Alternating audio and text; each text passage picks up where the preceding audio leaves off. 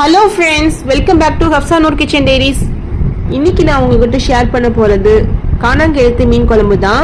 So இந்த மீன் குழம்பு எப்படி செய்யலாம்னு பார்க்கலாம் வாங்க. அதுக்கு முன்னால இப்போதான் நான் ஃபர்ஸ்ட் வீடியோ உங்களுக்கு அப்லோட் பண்றதுக்காக இருக்கிறேன். நம்ம சேனல் நீங்க ஃபர்ஸ்ட் டைம் பாக்குறீங்கன்னா மறக்காம நம்ம சேனலை சப்ஸ்கிரைப் பண்ணி வச்சுக்கோங்க. அப்படியே பக்கத்தில் இருக்க பெல் ஐக்கான கிளிக் பண்ண மறந்துடாதீங்க. வாங்க வீடியோக்குள்ள போகலாம். இன்னைக்கு நான் 1 kg அளவு காணாங்கெழுத்து மீன் எடுத்திருக்கேன்.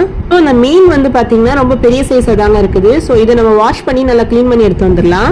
ஸோ இந்த மீன் குழம்புனா செய்யறா இருந்தனா மீன் நம்ம ஃப்ரெஷ்ஷா வாங்கி செய்யும் போது தாங்க இந்த மீனோட டேஸ்ட் ரொம்பவே நல்லா இருக்குங்க. நம்ம மீன் குழம்பு செய்யறதுக்கு முன்னாடி தேங்காய் நம்ம ரெடி பண்ணி எடுத்து வச்சுக்கணும். ஸோ இந்த தேங்காயில என்னென்ன இன்கிரீடியன்ட் ஆட் பண்ணிருக்கோம் பாத்தீங்கன்னா 1 டீஸ்பூன் ஜீரகம் ஆட் பண்ணிருக்கோம். ஒரு தேங்காயில ஒரு அரை மூடி தேங்காயில ஒரு கால்வாசி தான் நம்ம ஆட் பண்ணிருக்கோம். ஸோ இதோட நம்ம 6 வரமிளகாய் ஆட் பண்ணிக்கலாம். ஒரு சின்ன நெல்லிக்காய் சைஸ் அளவு புளி எடுத்து நல்லா வாஷ் பண்ணி ஊற வச்சு எடுத்திருக்கேன். ஆக்சுவலா நம்ம மீன் குழம்பு செய்யும் போது இந்த புளி கரைசலை அரிசி கரைஞ்ச தண்ணியில செய்யும் போது பாத்தீங்கன்னா மீன் குழம்போட டேஸ்ட் ரொம்பவே நல்லா இருக்குங்க. இந்த மாதிரி நம்ம ரெடி பண்ணி எடுத்துக்கலாம். நம்ம தேங்காய் பேஸ்ட் ரெடி பண்ணி எடுத்தாச்சு. ஸோ இதை வந்து நம்ம இந்த மாதிரி கொரக்கொரன்னு அரைக்காம நல்லா நைஸா வெண்ணெய் அரைச்சு எடுத்துக்கணுங்க. இது நம்ம புளி கரைச்சல்ல ஆட் பண்ணிக்கலாம். இந்த மாதிரி கொஞ்சம் கொஞ்சமா ஃபுல்லா ஆட் பண்ணி விட்டுடலாம்.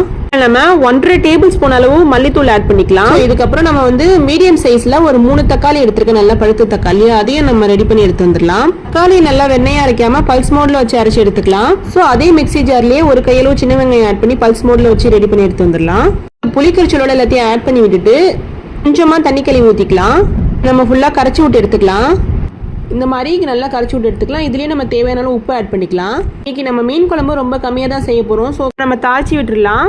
ஸ்டவ் ஆன் பண்ணி ஒரு பாத்திரம் வச்சுக்கலாம். பாத்திரம் நல்லா ஹீட் ஆனதுக்கு அப்புறம் 1 டேபிள் ஸ்பூன் கடலெண்ணெய் ஆட் பண்ணிக்கலாம். அதே நம்ம 1 டீஸ்பூன் கடுகு ஆட் பண்ணிக்கிட்டோம். 1 டீஸ்பூன் சோம்பு ஆட் பண்ணிக்கலாம். 1 டீஸ்பூன் வெந்தயம் ஆட் பண்ணிக்கலாம். நல்லா பொரிஞ்சதும் மீடியம் சைஸ்ல ஒரு ஆனியன் எடுத்து நல்லா ஸ்லைஸா கட் பண்ணி வச்சிருக்கேன். அதுலயே நம்ம 6 பல்லு பூண்டு ஆட் பண்ணிருக்கோம். மீன் குழம்புல பூண்டு ஆட் பண்ணி செய்யும் போது டேஸ்ட் ரொம்பவே நல்லா இருக்குங்க. ஃபிளேவர் என்ஹான்ஸ் பண்ணி கொடுக்கும். இஷ்டப்பட்ட ஆட் பண்ணிக்கோங்க, நல்லா இருக்கும். இதை நல்லா வதக்கி விட்டு எடுத்துக்கலாம்.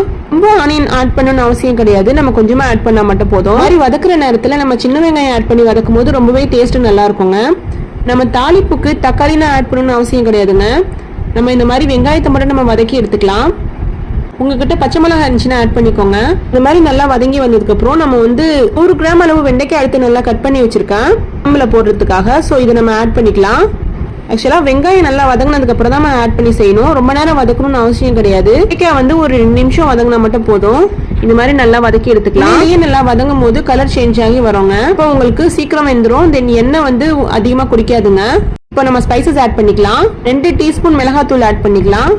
காரம் தேவைப்படுச்சுன்னா நீங்க பச்சை மிளகாய் ஆட் பண்ணிக்கோங்க, இல்லைன்னா ஸ்கிப் பண்ணிக்கலாம். நம்ம தேங்காயில ஆட் பண்ணிருக்க காரமே கரெக்டா இருந்துச்சுங்க. ஸோ நான் ஆட் பண்ண கிடையாது. 1/2 டீஸ்பூன் மஞ்சத்தூள் ஆட் பண்ணிக்கிறேன். இந்த மாதிரி ஆட் பண்ணிட்டு ஃபுல்லா வதக்கி விட்டு எடுத்துக்கலாம். இந்த மாதிரி நல்லா ஃபுல்லா வதக்கி விட்டு